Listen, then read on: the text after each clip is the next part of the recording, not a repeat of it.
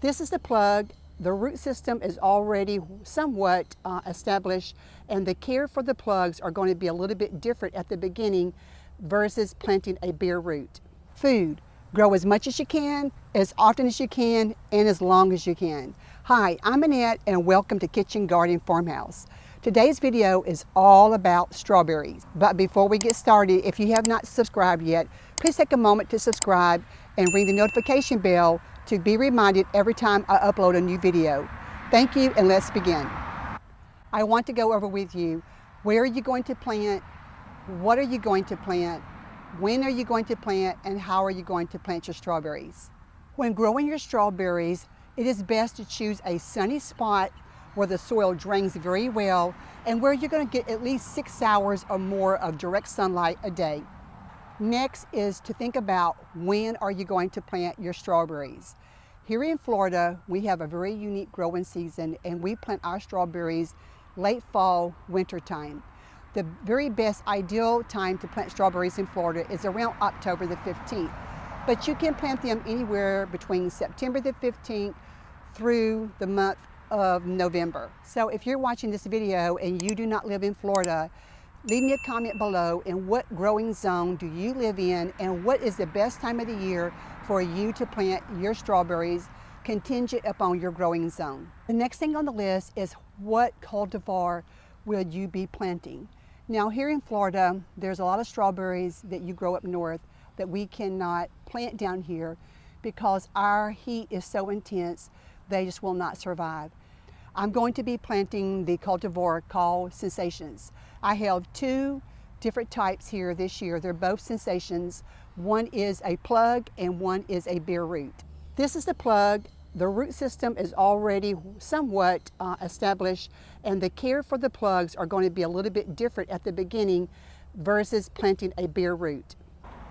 This is the bare root. I have more bare roots than what I have plugs. Plugs are more expensive than the bare roots. I paid about $11 and some odd cents for 25 of the bare roots, and the plugs costed $1 each. The difference in planting the bare root is once you plant it, it has to be watered overhead about 8 to 10 hours a day for the first 10 to 14 days, where your plugs does not need that overhead watering because the root systems are already developed at the beginning. So these roots are dormant and they have to grow new roots, fresh roots, and therefore it needs a lot of watering at the very beginning overhead. How will you be planting your strawberries? In hanging baskets, containers, in the ground, in raised beds? Leave me a comment below. Now that I got my garden bed in place, I have to decide, do I want to leave this ground cover on the inside of my bed, or do I want to cut it out? Most vegetable plants has a root system about 6 inches long. However, there are some that requires more. And since I'm going to be planting strawberries in this bed frame, I'm going to take the inner part out so they will have more room for root growth, because strawberry roots can grow anywhere from 6 inches to 12 inches long. So I'm just going to cut this out all the way around. I have the inner weave fabric cut out. I have this beautiful thick green grass on the inside. So what I'm going to do next is lay down cardboard. Okay, so I have my cardboard laid down. Now it's time to fill this bed with some soil.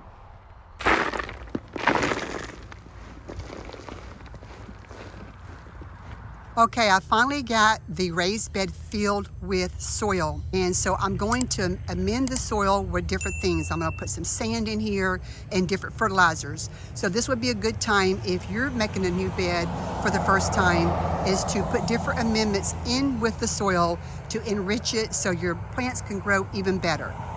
The next thing that I'm going to add to my soil is sand. Strawberries likes a sandy loam. So that's what I'm going to add at this point. Okay, so I am mixing in the last little bit of sand in this raised bed because I'm planting strawberries here, and strawberries really need to have some sand in the soil. They really like that sandy loam. So after I finish this, think about what kind of fertilizers you might need in your soil as you are putting your garden together. One way to know for sure is to have a soil test done on it to see what kind of nutrients are present and which ones are missing. I will be doing a pH test today, but I will not be testing for the nutrients, so I am just going to add some all-purpose fertilizer to the soil. Once you have your soil in place, whether you're using a raised bed, in the ground container, or whatever, it's time to think about what kind of amendments or fertilizers you're going to be adding to your soil. Most of the time I do organic. However, this is a brand new bed and I have not had time to generate the soil naturally for its amendments in nutrition. So therefore, I'm going to use a little bit of Osmocote. It's guaranteed not to burn.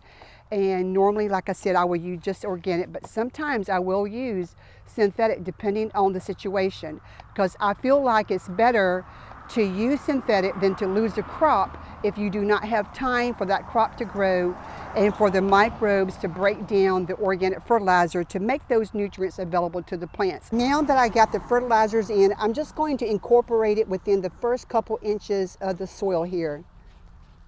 Once you get your amendments and your fertilizers in your soil, then that's a good time to go ahead and get some water on it, even before you start planting your seeds or your seedlings, because it really takes the water to start activating that fertilizer. The commercial farmers here in Florida, they always use a raised bed system covered with plastic, and that works very well.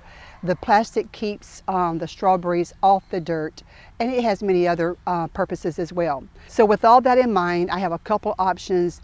Do I want to just leave this bed flat and then mulch it with either a non-pesticized hay or a straw, or use some pine needles, maybe some chopped up leaves?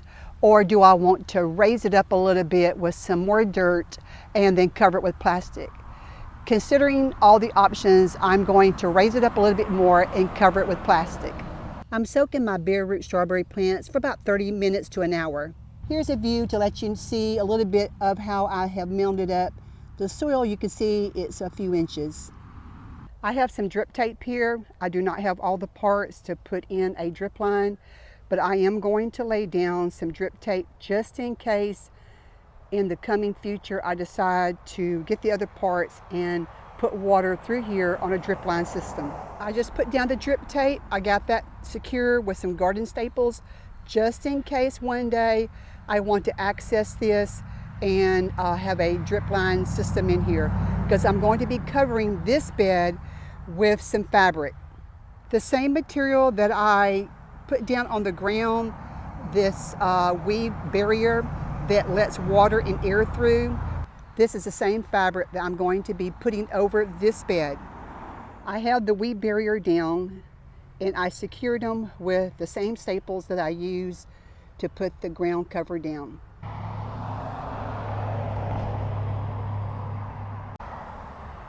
I'm using this planter and a Sharpie to mark where I need to cut a hole to plant the strawberry transplants.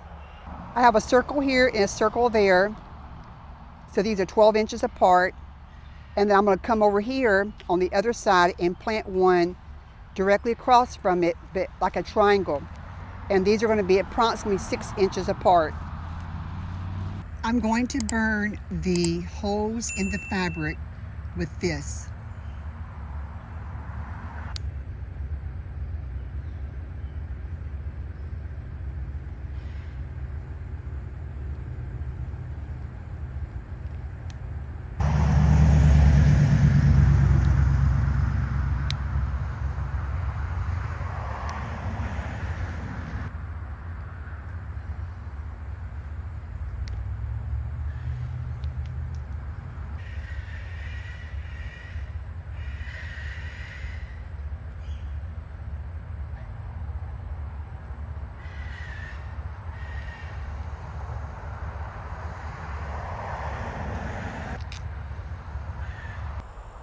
My holes are finished. Now it's time to get these strawberry plants in the ground.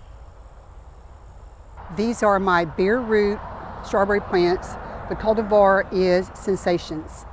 In planting these bare roots, I'm not going to trim any of the roots off, even though they're very long and straggly. Some are longer than others. I made the mistake one year in trimming them up, and it just really hindered their growth.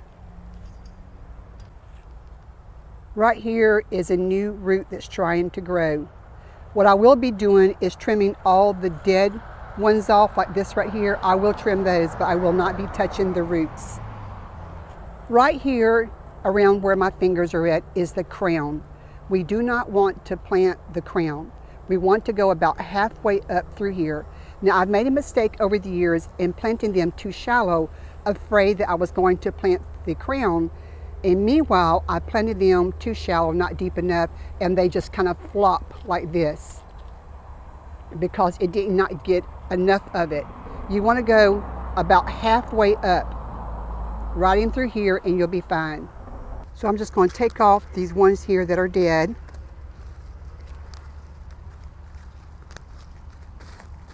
As you can see, the roots here are quite long. I got this screwdriver, and I'm going to be making my hole with the screwdriver, and it's going to come all the way up to here. I've already amended the soil, so I don't have to do that at this point in time. So I make the hole, and trying not to clump up the roots too much. I want them spread out as much as I can. I'm gonna put a little bit of water in there, and then just backfill it with some of my compost that I have. Once again, I am not going to completely plant the crown, but I do want to come about halfway up so the plant is not flopping and roots are exposed. And it's quite simple, and that's it. And I will finish this row. I have all the strawberry plants planted.